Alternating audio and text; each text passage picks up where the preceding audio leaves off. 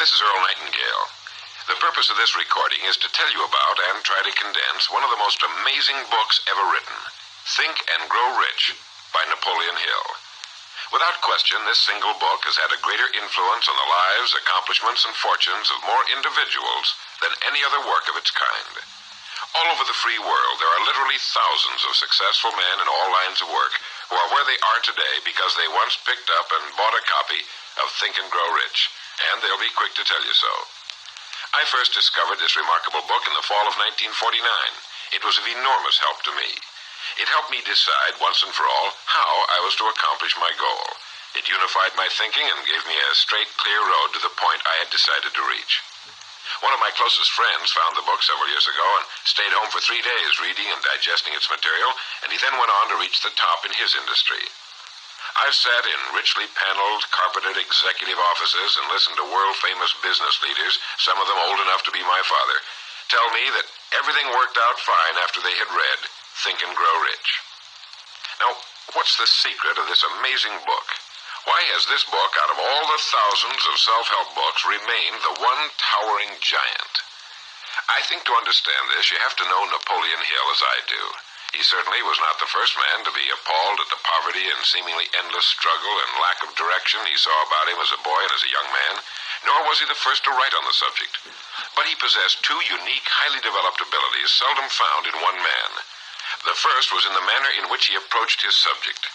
Napoleon Hill went after the answers to achievement in the same way a scientist seeks to open to the light of reason a secret of nature. He went after the solution to accomplishment in the same way Thomas Edison discovered the solution to the electric light, relentlessly, indefatigably, implacably, until the truth, which had been there all the time, was revealed to him. His second important ability was the knack or skill of writing about his findings in such a way that it was instantly understood intellectually, but what is perhaps even more important for this particular subject, understood emotionally as well. When the last page of Think and Grow Rich was read, the hand which put the book down on the table was a different hand. The man who then stood and walked out into the world was a different, a changed man. The suffocating, entangling webs of self-imposed frustration and indirection had fallen away, and now the way was clear.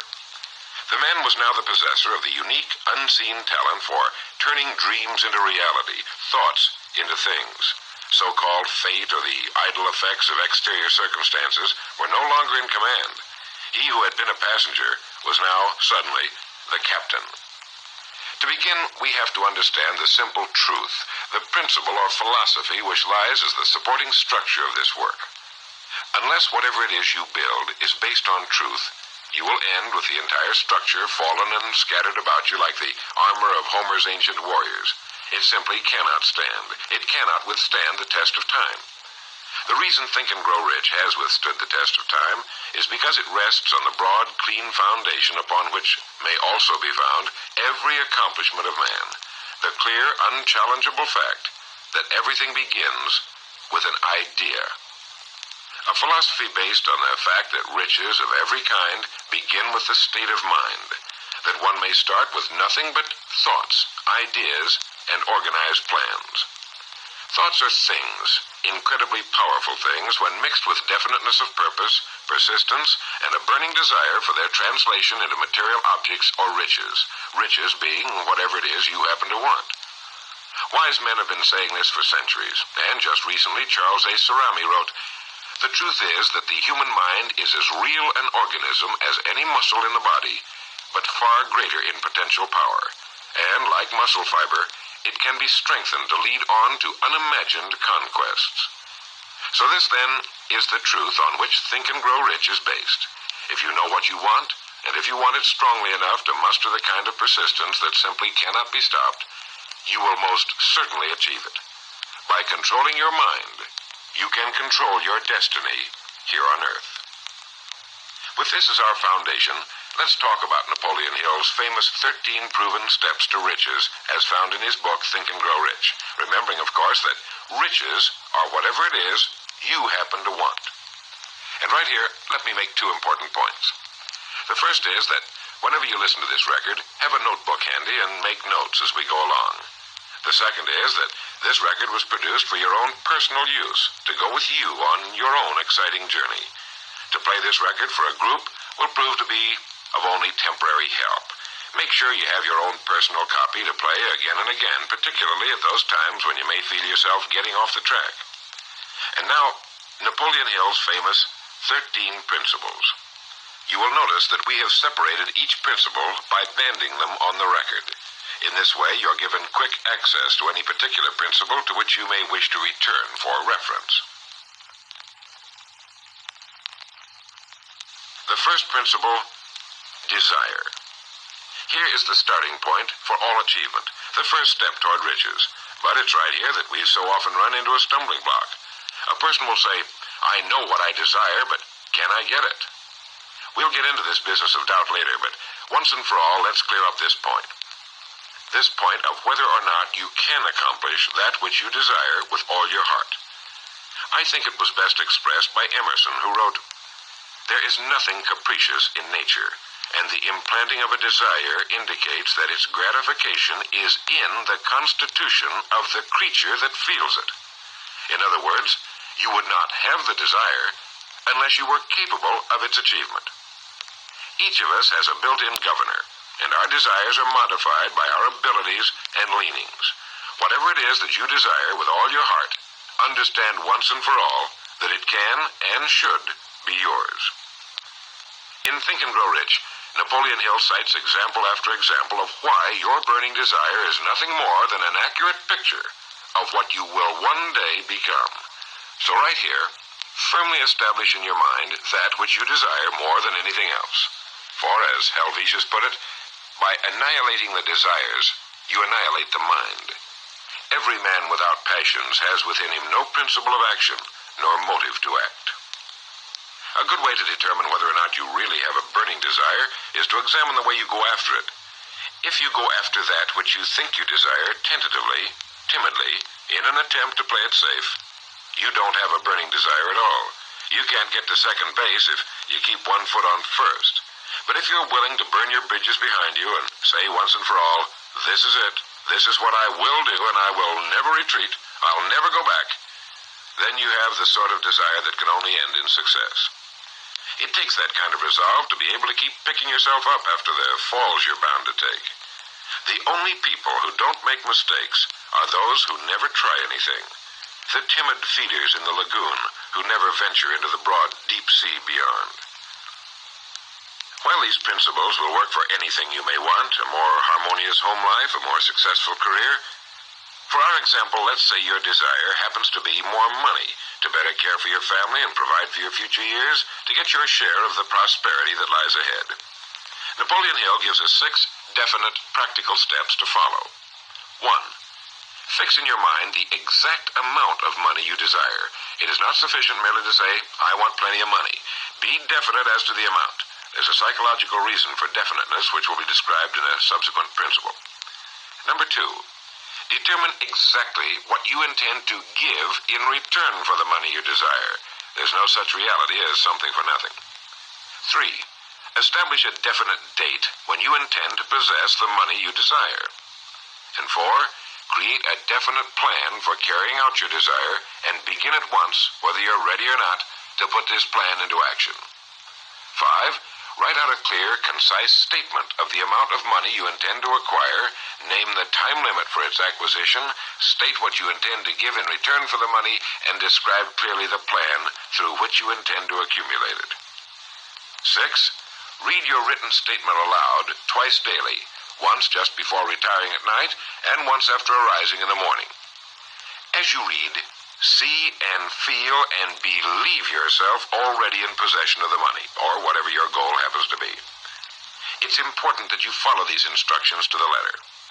Play this part of the record over until you have it down to your satisfaction, for this is by far the most important of the 13 principles, and this chapter of the book ends with these words.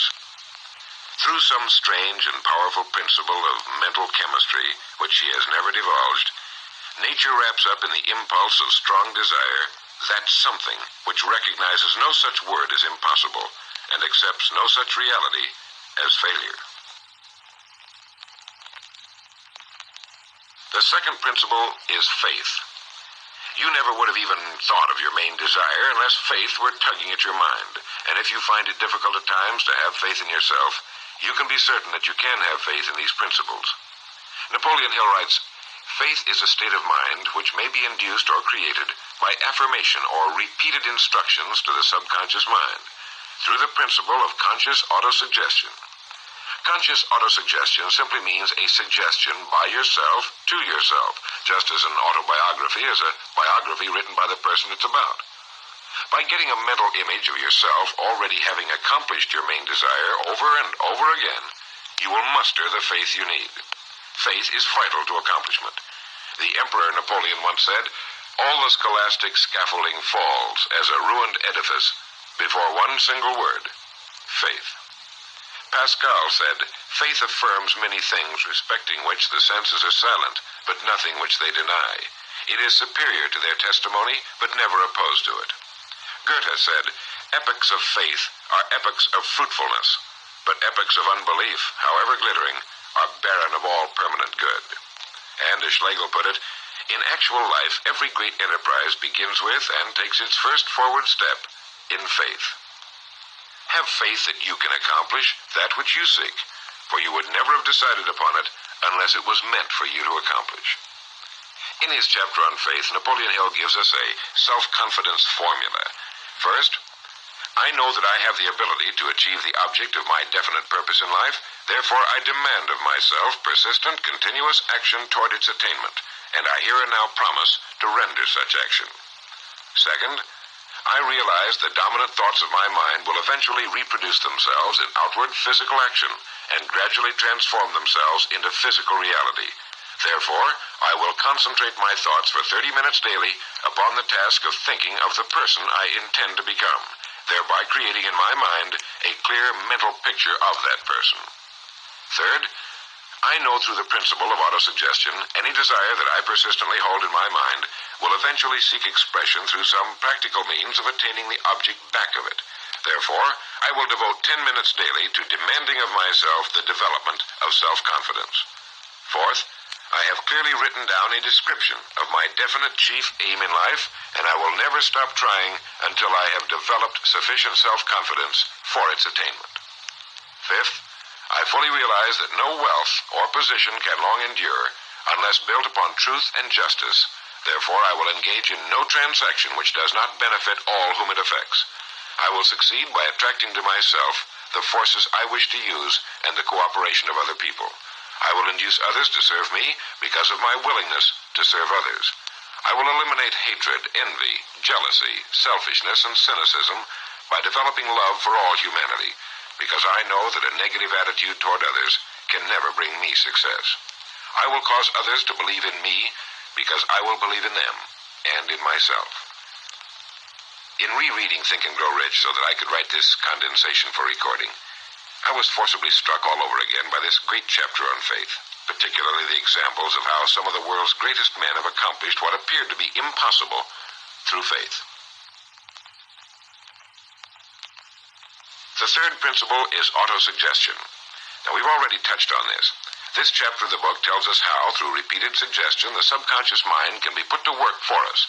It is the faculty of being able to concentrate your mind on your burning desire until your subconscious mind accepts it as fact and begins to devise ways of bringing it about. Here is where hunches come from, sudden flashes of thought or inspiration, guidance. The instructions given in connection with the 6 steps in the second chapter will now be summarized and blended with the principles covered by Napoleon Hill's chapter on autosuggestion. First, go into some quiet spot, perhaps in bed at night, close your eyes and repeat aloud, so you may hear your own words, the written statement of the amount of money you intend to accumulate, or a careful reaffirmation of whatever your goal happens to be, the time limit for its accumulation, and a description of the service or merchandise you intend to give in return for the money. As you carry out these instructions, see yourself already in possession of your goal. For example, suppose that you intend to accumulate $50,000 by the 1st of January, 5 years from now, that you intend to give personal services in return for the money in the capacity of a salesman. Your written statement of your purpose should be similar to the following. By the 1st day of January, whatever it happens to be, I will have in my possession $50,000, which will come to me in various amounts from time to time during the interim.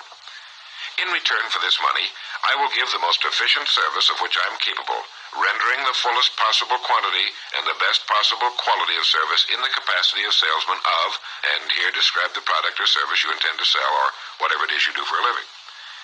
It goes on. I believe that I will have this money in my possession. My faith is so strong that I can now see this money before my eyes. I can touch it with my hands. It is now awaiting transfer to me at the time and in the proportion that I deliver the service I intend to render in return for it. I am awaiting a plan by which to accumulate this money, and I will follow that plan when it is received. Second, repeat this program night and morning until you can see in your imagination the money you intend to accumulate. Third, place a written copy of your statement where you can see it night and morning and read it just before retiring and upon arising until it's been memorized. As you carry out these instructions, you are applying the principle of autosuggestion. The fourth principle is specialized knowledge. It is here that I think Napoleon Hill makes a very important point. Knowledge is power only to the extent that it is organized into a definite plan of action and directed to a definite end.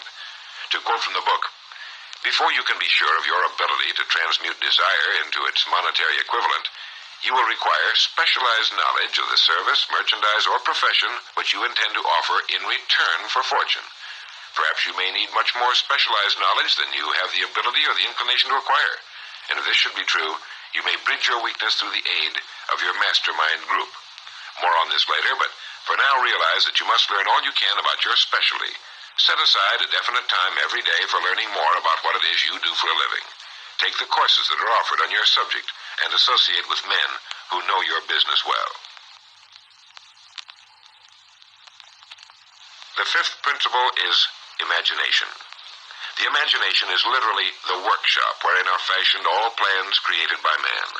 The impulse, the desire, is given shape, form, and action through the aid of the imaginative faculty of the mind. It has been said that man can create anything he can imagine. As Napoleon Hill says and teaches, whatever the mind of man can conceive and believe, it can achieve. Man's only limitation within reason lies in his development and use of his imagination and subsequent motivation to action. The great leaders of business, industry, finance, and the great artists, musicians, poets, and writers became great because they developed the power of self-motivation. Incidentally, one of the best books ever put together on this subject, if not the greatest, is Success Through Positive Mental Attitude by Napoleon Hill and W. Clement Stone. I suggest you get a copy from your bookstore at your earliest convenience. If your bookstore happens to be out of the book, you may obtain a copy by writing to the address on the label of this record. As you go about your daily work, think constantly of ways in which it could be done better, more efficiently. Think of the changes that are inevitable. Can they be made now? And if you feel limited, remember the words of the late Frank Lloyd Wright. He said, "The human race built most nobly when limitations were greatest, and therefore when most was required of imagination in order to build it all. Limitations seem to have always been the best friends of architecture." As you build your future from this point onward, don't concern yourself with limitations, but remember that they may be your best friends, since they require imagination if we're to rise above them. And as Beecher said, the soul without imagination is what an observatory would be without a telescope. Now, if you'll turn this record over, we'll get to the sixth principle. The sixth principle is organized planning. You have decided on your desire, your goal. Now let's organize the plan for its accomplishment, right on schedule. Let me quote again from Think and Grow Rich. "You have learned that everything man creates or acquires begins in the form of desire. The desire is taken on the first lap of its journey from the abstract to the concrete in the workshop of the imagination, where plans for its transition are created and organized. Earlier, you were instructed to take 6 definite practical steps as your first move in translating the desire for whatever you want into its physical equivalent. One of these steps is the formation of a definite practical plan or plans through which this transformation may be made. 1. Ally yourself with one or more persons, a group of as many people as you may need for the creation and carrying out of your plan or plans for the accumulation of the money you've established as your goal. Making use of the mastermind principle. This is important. 2. Before forming your mastermind alliance, decide what advantages and benefits you may offer the individual members of your group in return for their cooperation. No one will work indefinitely without some form of compensation, although this may not always be in the form of money. 3. Arrange to meet with the members of your mastermind group at least twice a week, and more often if possible, until you have jointly perfected the necessary plan or plans for the accomplishment of your goal. 4. Maintain perfect harmony between yourself and every member of your mastermind group. Keep in mind these facts. First, you're engaged in an undertaking of major importance to you. To be sure of success, you must have plans which are faultless. Second, you must have the advantage of the experience, education, native ability, and imagination of other minds. This is in harmony with the methods followed by every person who has risen above the average. Work at this until you have a well-executed, formal plan for reaching your objective. In this way, you're never confused or wondering what you should do next. Every morning you know exactly what you're going to do and why. It is in this chapter of Think and Grow Rich that Napoleon Hill gives us his 11 qualities of leadership. 1. Unwavering courage. 2. Self-control. 3. A keen sense of justice. 4. Definiteness of decision. 5. Definiteness of plans. 6. The habit of doing more than paid for. 7. A pleasing personality. 8. Sympathy and understanding. 9. Mastery of detail. 10. Willingness to assume full responsibility. And 11. Cooperation. The chapter on organized planning is one of the largest and most important in the book. It goes without saying that a man without a plan to follow is like a ship without a course.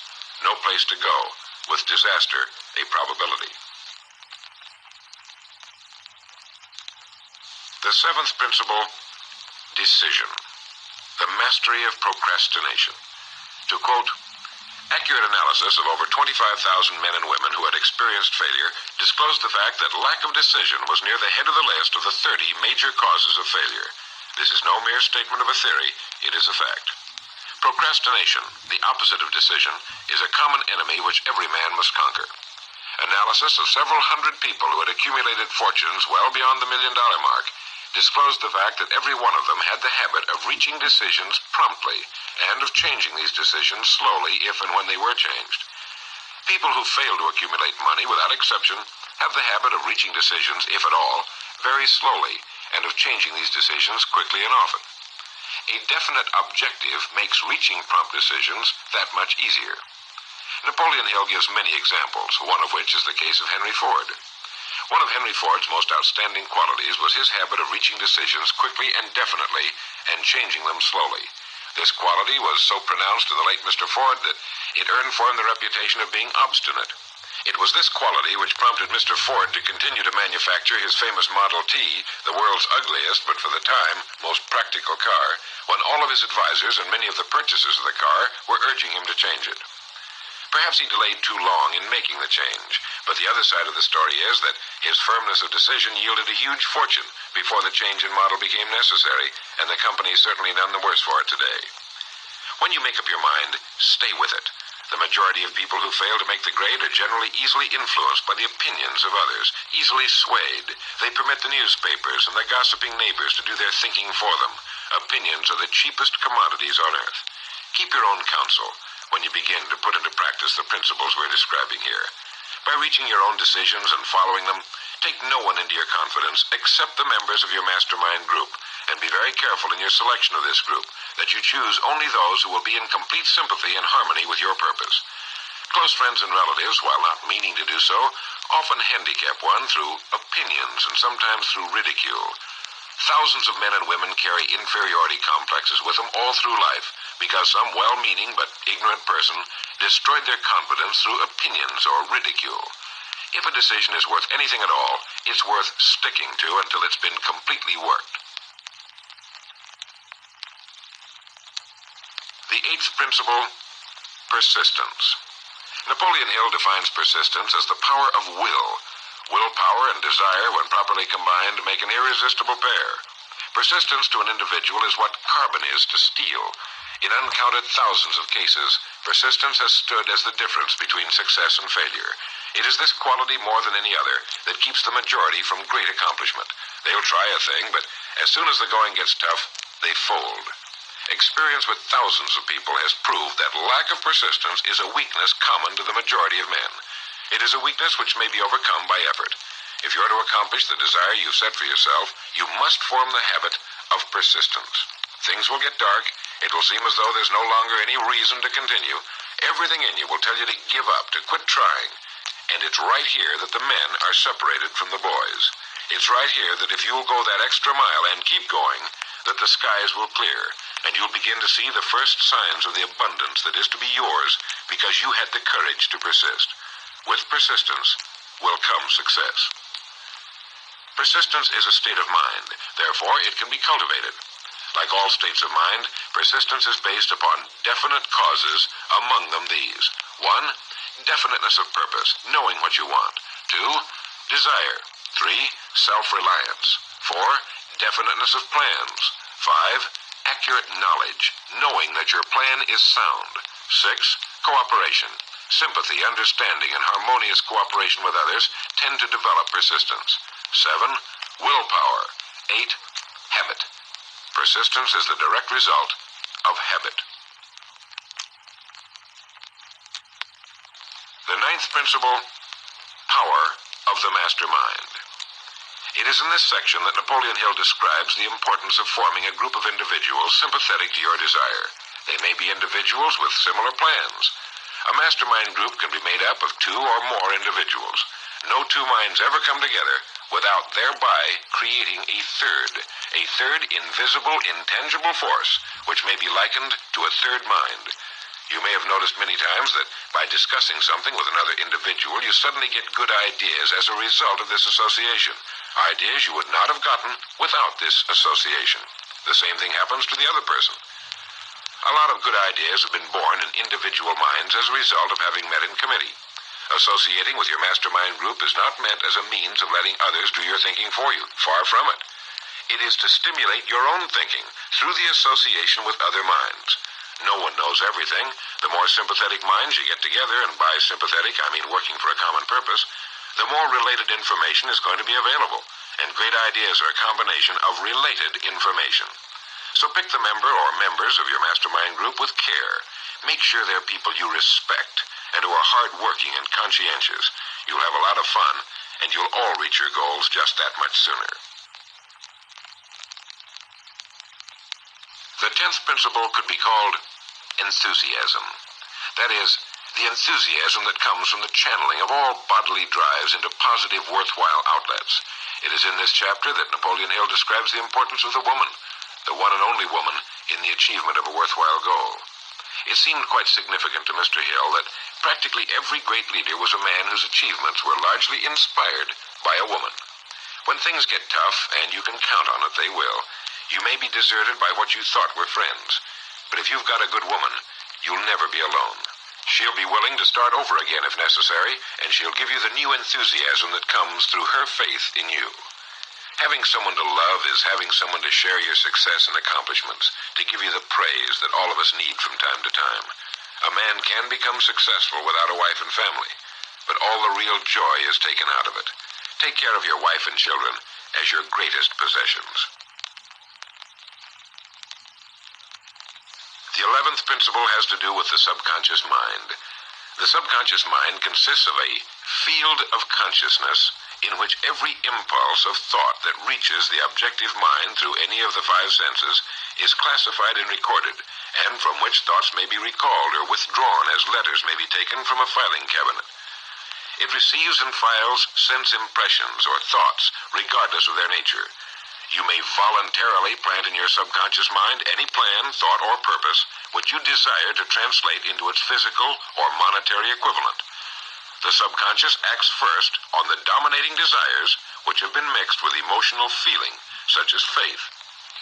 Your subconscious mind works night and day. Through a method of procedure unknown to man, the subconscious mind draws upon the forces of infinite intelligence for the power with which it voluntarily transmutes one's desires into their physical equivalent, making use always of the most practical media by which this end may be accomplished. You cannot entirely control your subconscious mind, but you can voluntarily hand over to it any plan, desire, or purpose which you wish transformed into concrete form. No one knows very much about what we call the subconscious or unconscious mind. We do know that it is incalculably powerful and can solve our problems if we go about using it the right way. And the best way is to hold in your conscious mind as often as possible a clear picture of yourself already having accomplished your goal. You know what you want, define it clearly, and then project it on the motion picture screen of your mind. Hold it. See yourself doing the things and having the things you'll have when your objective will have been reached. Do this as often as possible as you go about your daily work, and particularly at night, just before you go to sleep, and the first thing upon arising. As you do this, your subconscious will begin to lead you in the most logical ways toward your objective. Don't fight it. Follow your sudden hunches, the ideas that come into your mind, knowing that it's your subconscious trying to get through to your conscious mind. If you'll keep at this, you'll be amazed and delighted by the wonderful ideas that just seem to come from nowhere. In the next principle, we'll talk some more about this sixth sense that seems to control the lives of the great men and women, but it comes from a systematic triggering of the subconscious mind. The lives of the great men and women, which seem miraculous to the average person, are nothing more than the fulfillment of their burning desires through the power of their subconscious minds. Time means nothing to your subconscious. A man could work steadily at his job for 40 years and not accomplish as much as is possible in 3 or 4 years through the proper working of this principle. Your subconscious mind cannot remain idle. If you fail to plant desires in your subconscious mind, it will feed upon the thoughts which reach it as a result of your neglect. Remember that you're living daily in the midst of all manner of thought impulses which are reaching your subconscious mind without your knowledge. Some of these impulses are negative, some are positive. You are now engaged in trying to help shut off the flow of negative impulses and to aid in voluntarily influencing your subconscious mind through positive impulses of desire. When you achieve this, you will possess the key which unlocks the door to your subconscious mind. Bulwer wrote, "The man who succeeds above his fellows is the one who, early in life, clearly discerns his object and toward that object habitually directs his powers. Even genius itself is but fine observation strengthened by fixity of purpose. Every man who observes vigilantly and resolves steadfastly grows unconsciously into genius." The key word there is unconsciously. Know what you want. Decide once and for all that it will be yours. Remain steadfast on course, propelled by faith, and your subconscious or unconscious mind will do the rest. The 12th principle, as outlined in Think and Grow Rich by Napoleon Hill, has to do with the brain. If you had access to all the wealth in the world and took a penny, you would be doing exactly what you very probably have been doing in the use of your brain. Nothing in the world is more pitiful than the misunderstanding by the average person of the power of his brain and the minds to which it is connected, the conscious and the subconscious. You own in your brain the most marvelous, miraculous, inconceivably powerful force the world has ever known.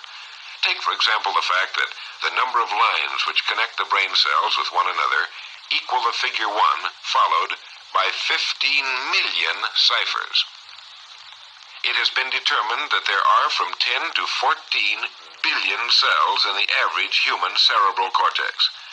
It is inconceivable that such a network of intricate machinery should be in existence for the sole purpose of carrying on the physical functions incidental to growth and maintenance of the physical body. This is the mechanism that has given us the supersonic airplane, our deep rocket probes into outer space, the sciences, the arts, all that we know and use today and will use tomorrow, have hatched from this small gray mass each of us carries around. Can you doubt, even for a moment, that it can bring you and yours everything you want here on Earth? Of course it can. If you will recognize your power as an individual and stop acting like those who have never even thought about it. Give it the job you've decided to accomplish and watch it handle it.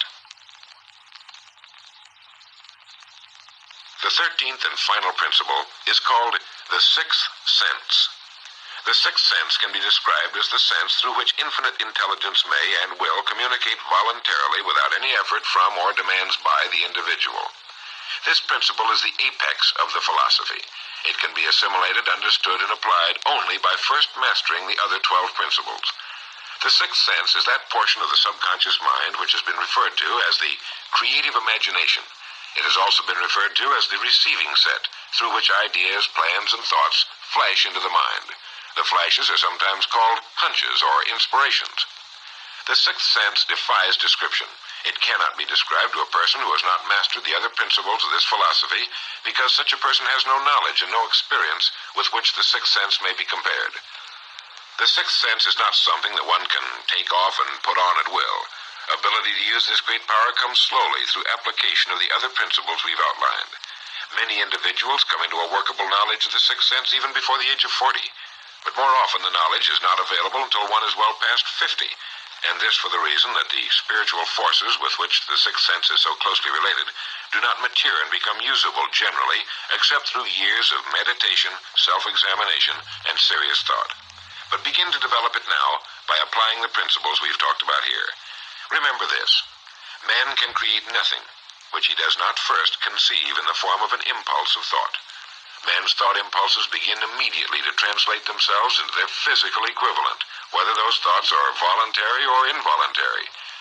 Keep fear out of your mind by concentrating on the mental picture of your goal, your greatest desire. Now, I want to mention that Think and Grow Rich as a book carries more endorsements by great men who knew of its truth than any other book of its kind ever written. I'll touch on only a few. All of these great men actually endorsed Napoleon Hill's principles.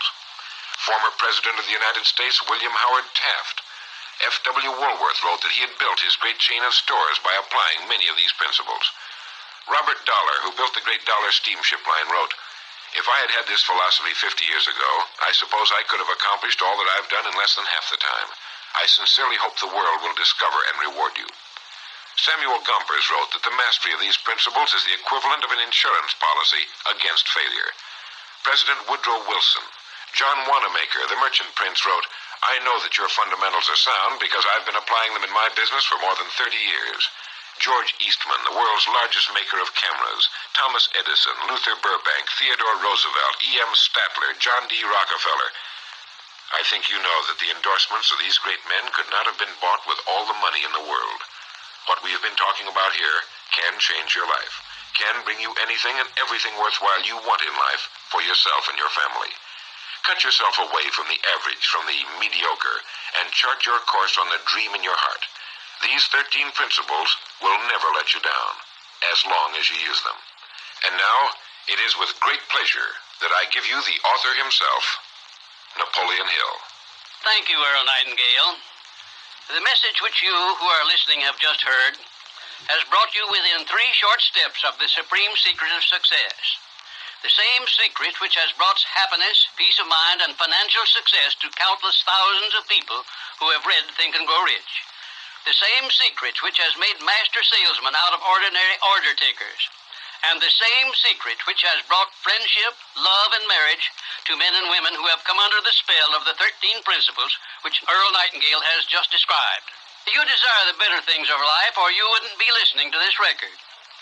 Come with me then, and I will help you chart your course, so you may acquire whatever it is that you desire most in life by following these instructions. 1. Condition your own subconscious mind to work for you while you sleep as well as when you are awake. You can do this by playing this record to yourself every night just before you retire. Then, before you go to sleep, after hearing the record, write out a clear statement of what you wish to accomplish the following day, and request your subconscious mind to work during the night and provide you with the plan you will need to achieve your purpose. 2. Form a personal mastermind group of 2 or more people who are closely associated with you. They can be members of your family, your business or your professional associates, or people who work where you are employed. And play this record in their presence at least once a week. After you have done this, engage in a friendly roundtable discussion of the 13 success principles, and request each person in the group to participate and to look for inspirational ideas which may help him or her to become more successful. 3. Beginning now, Follow the habit of rendering more service and better service than that which is expected of you, and do it in a pleasing, positive mental attitude. This will make friends for you, it will increase the value of your services, and it will attract opportunities by which you may get from life whatever it is that you most desire. Follow these instructions to the letter, and you will surely see the day when you can express a prayer of gratitude for having had the privilege of hearing and acting on the message which Earl Nightingale has given you through this record. And now, may I reach out across the space and the time which separate us and offer you a hand of friendship and a sincere prayer that you will be blessed with a richer and a fuller life because of this message. Your big opportunity may be right where you are now. Follow these instructions faithfully, and it will reveal itself to you. This is Napoleon Hill saying, don't search for opportunity in the distance, but recognize it and embrace it right where you are.